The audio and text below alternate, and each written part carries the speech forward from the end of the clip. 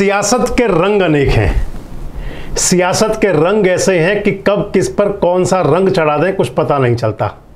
सियासत के रंग ऐसे हैं कि कब किसको बेरंग कर दें वो बेरंग होने वाले को पता नहीं चलता।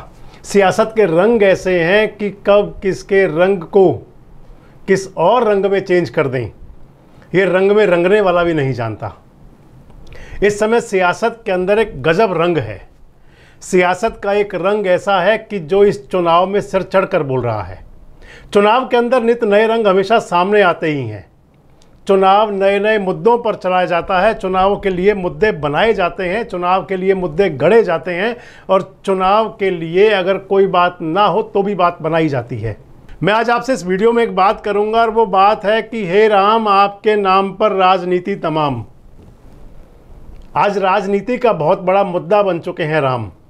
वो राम जो आदर्श रहे हैं, वो राम जो आदर्श हैं, वो राम जो बताते हैं जीवन जीने की कला, वो राम जो बताते हैं कि मनुष्य का क्या दायित्व होना चाहिए एक पति के रूप में, एक पिता के रूप में, एक बेटे के रूप में, एक भाई के रूप में, एक राजा के रूप में, एक आराध्य के रूप में।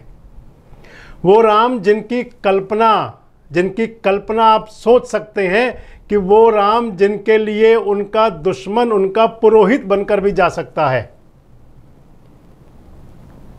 श्री राम के बारे में आपने जो भी जानना हो आप रामचरितमानस में देख सकते हैं, वाल्मीकि रचित रामायण में देख सकते हैं और इसके साथ साथ भगवान राम पर तमाम जो आध्यात्मिक और धार्मिक ग्रंथ हैं आप उनमें राम की महिमा जान सकते हैं। लेकिन अब चुनाव के अंदर राम की महिमा कुछ और हो चुकी है। चुनाव के अंदर जो खासकर अब चुनाव चल रहा है, इस चुनाव के अंदर राम को चुनावी मुद्दा बना दिया गया है। और वैसे मैं आपको बताऊं तो चुनावी मुद्दा कोई पहली बार नहीं बना। चुनावी मुद्दा तो राम कई बार बने हैं, सियासी मुद्दा तो राम कई बार बनते हैं। सियासत के अंदर राम की एंट्री तो कई बार होती है और आपने वो भी देखा होगा कि सियासत के अंदर जब धर्म की एंट्री होती है तो फिर वो चुनाव कुछ अलग रंग लेता है। खैर, मैं आपसे बात 2024 के चुनाव की कर रहा हूं और मैंने आपसे कहा था कि हे राम आपके नाम पर राजनीति तमाम। कांग्रेस की एक प्रवक्ता थी, अब तो है नहीं, कांग्रेस की प्रवक्ता थी एक राधिका खेड़ा। राधिका खेड़ा ने आज कांग्रेस छोड़ करके बीजेपी ज्वाइन कर ली। कांग्रेस छोड़े हुए तो उनको 4-5 दिन हो गए थे और 4-5 दिन से उनके अलग अलग बात चल रही थी। राधिका खेड़ा कह रही थी कि वो भगवान श्री राम के अयोध्या में मंदिर का दर्शन करने गई थी तो कांग्रेस ने उनको अछूत बना दिया। राधिका खेड़ा कह रही हैं, उन्होंने कई बार कहा कि वो अयोध्या में श्री राम मंदिर के दर्शन करने गई थी और कांग्रेस के अंदर राम मंदिर के दर्शन करने की मनाही है। जो राधिका खेड़ा की बात माने तो अगर राधिका खेड़ा, मैंने आपको बताया, कांग्रेस की प्रवक्ता थी और उन्होंने बहुत इस बात पर बातें की और साथ साथ एक बात और कहा। उन्होंने एक नारा था प्रियंका गांधी वाड्रा का कि लड़की हूँ लड़ सकती हूँ पिछले चुनाव में, तो राधिका खेड़ा ने भी कहा कि लड़की हूँ लड़ सकती हूँ। साथ ये भी कहा 4-5 दिन पहले तक तो ये कह रही थी कि वो कांग्रेस छोड़ रही हैं क्योंकि कांग्रेस के अंदर जो राम को मानते हैं, जो राम की बात करते हैं, उनको नकार दिया जाता है, उनको पूछा नहीं जाता, उनके साथ गलत व्यवहार होता है। खाली अकेली राधिका खेड़ा नहीं है, राधिका खेड़ा से पहले गोविंद वल्लभ पंत ने छोड़ी कांग्रेस, वो भी प्रवक्ता थे, भारतीय जनता पार्टी में गए। और उनसे पहले रोहन गुप्ता ने छोड़ी कांग्रेस। रोहन गुप्ता भी कांग्रेस का प्रवक्ता था और कांग्रेस छोड़ करके वो भी बीजेपी में गए बाद में। रोहन गुप्ता गुजरात से आते हैं, उनको टिकट देने की बात थी। गोविंद वल्लभ पंत राजस्थान से आते हैं, रोहन गुप्ता को टिकट दिया जा रहा था, वो चुनाव लड़ने के लिए उनको इंटरेस्टेड नहीं थे, दिक्कत थी, जो भी कारण थे। लेकिन मुद्दा तीनों ने क्या बनाया? रोहन गुप्ता ने कहा कि मैं रामलला के दर्शन करने गया था तो मुझे पार्टी पूछ नहीं रही थी। अरे भैया, आपको तो पार्टी टिकट दे रही थी। आपने कहा कि जो रामलला के दर्शन करके आए हैं उनको कांग्रेस के अंदर अछूत समझा जाता है, कांग्रेस उनसे दूर रहती है, कांग्रेस के अंदर उनका तिरस्कार होता है। गौरव वल्लभ पंत ने भी यही बोला। गौरव वल्लभ पंत ने कहा कि कांग्रेस के अंदर क्योंकि मैं रामलला के दर्शन करके आया था, मुझे रोका गया था कि रामलला के दर्शन करने मत जाइए, अगर आप जाएंगे तो आपको कांग्रेस के अंदर आपके लिए वो स्थान नहीं रहेगा। राधिका खेड़ा तो उन सबसे और आगे निकल गई। राधिका खेड़ा तो कहती है कि मेरा अपमान किया गया क्योंकि मैं रामलला के दर्शन करके आई थी। तो इन तीनों प्रवक्ताओं से एक बात तो पूछी जाएगी। आज तो प्रवक्ता नहीं है, पहले तो प्रवक्ता थे ये कांग्रेस के, आज बीजेपी में जा चुके हैं। अभी तक बीजेपी ने प्रवक्ता तो किसी को नहीं बनाया, कोई मैंने देखा भी नहीं डिबेट करते हुए। लेकिन ये जरूर है कि ये तीनों लोग जब डिबेट किया करते थे मेन स्ट्रीम मीडिया के अंदर बैठ करके, तो उस समय बड़े बड़े मोदी जी के बारे में, बीजेपी के बारे में उस समय भी बड़ा ऊट पटांग बोलते थे, और आज भी ऊट पटांग ही बोल रहे हैं, क्योंकि जो आदत होती है वो कभी सुधरती नहीं। खैर, इन तीन नेताओं ने कहा कि जो राम लला के दर्शन करके आए उनके लिए कांग्रेस में कोई जगह नहीं है। जो राम लला के दर्शन जिन्होंने किए उनकी कांग्रेस में कोई पूछ नहीं है। जिन्होंने राम लला के दर्शन किए, राम मंदिर जो गए, उनको कांग्रेस में तिरस्कार मिल रहा है। तो इन तीनों के लिए सच का सामना तो जरूरी है।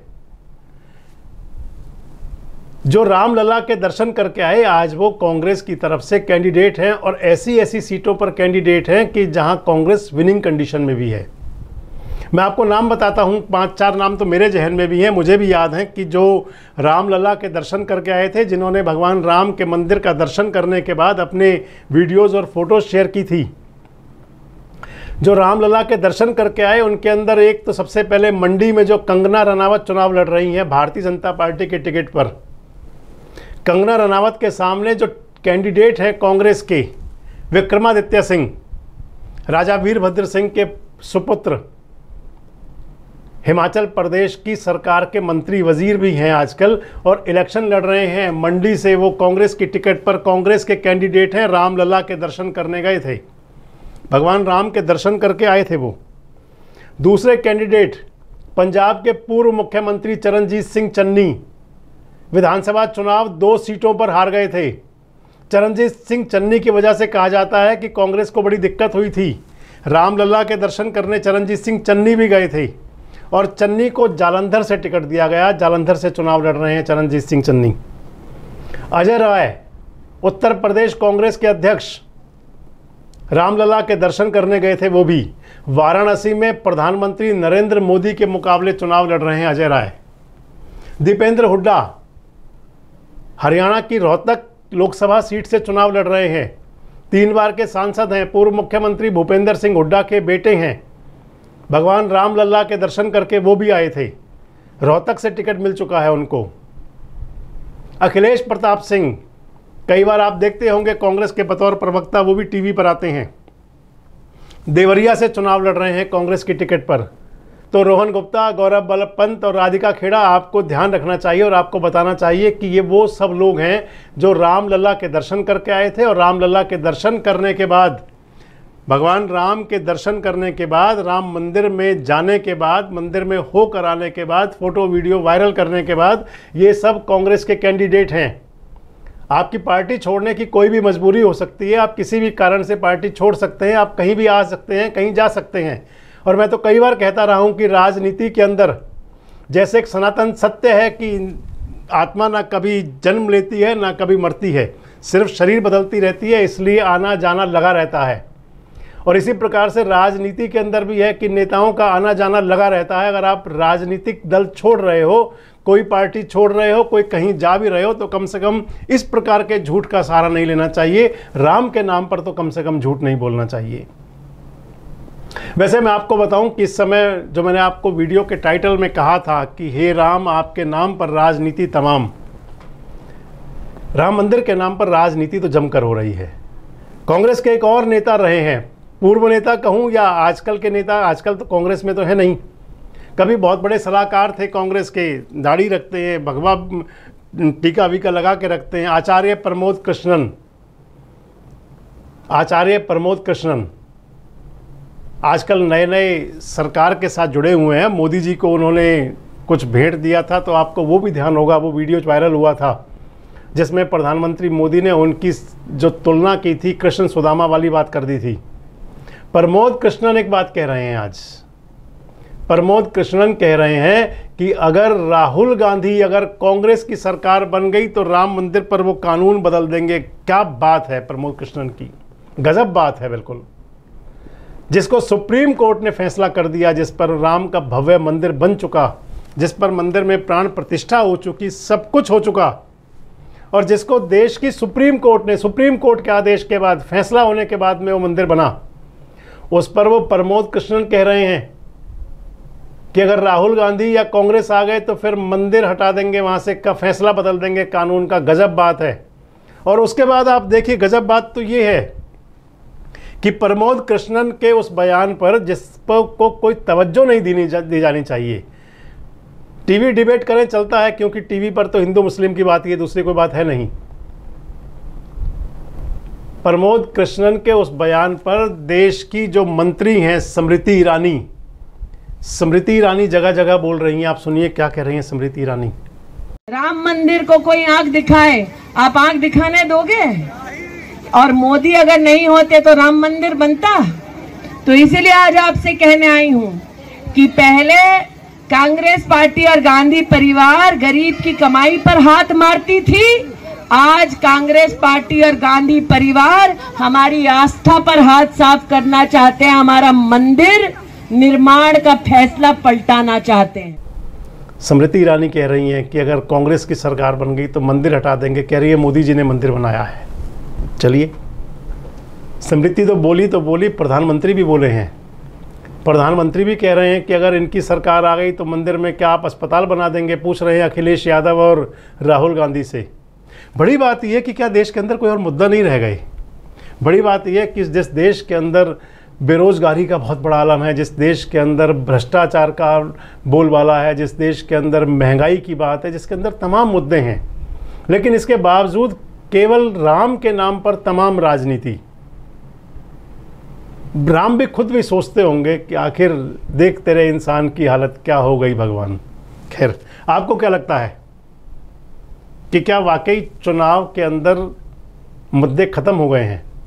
आपको क्या लगता है कि चुनाव के लिए अब इन केवल राम मंदिर, हिंदू मुस्लिम, ये वो सब, इनके अलावा कोई मुद्दा रहा नहीं? और आपको क्या लगता है कि क्या इस सब को देखकर चुनाव आयोग की जो चुप्पी है, केंद्रीय चुनाव आयोग की, वो कोई संकेत तो नहीं कर रही? कमेंट्स बॉक्स में अपनी प्रतिक्रिया जरूर दें और इस प्रकार के वीडियोस अपडेट्स के लिए हमारे साथ जुड़े रहें। देखते रहें देश रोजाना। हमारे साथ जुड़े रहने के लिए देखते रहिए देश रोजाना का यूट्यूब चैनल सब्सक्राइब कीजिए। साथ ही देश रोजाना की खबरें सबसे पहले देखने के लिए प्रेस कीजिए बेल आइकन।